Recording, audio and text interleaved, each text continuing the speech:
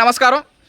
April 17, 2025 ఈ రోజున కాలువలు నిన్ననే మనుషుల చేత చౌటు రెంకాయ కానీ లోడడం జరిగింది.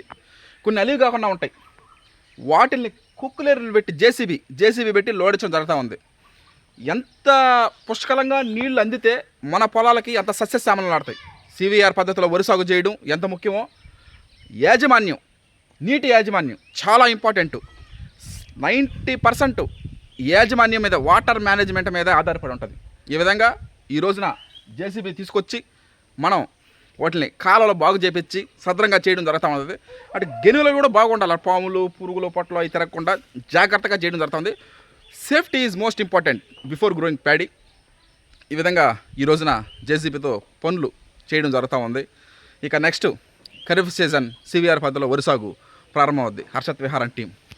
Thank you.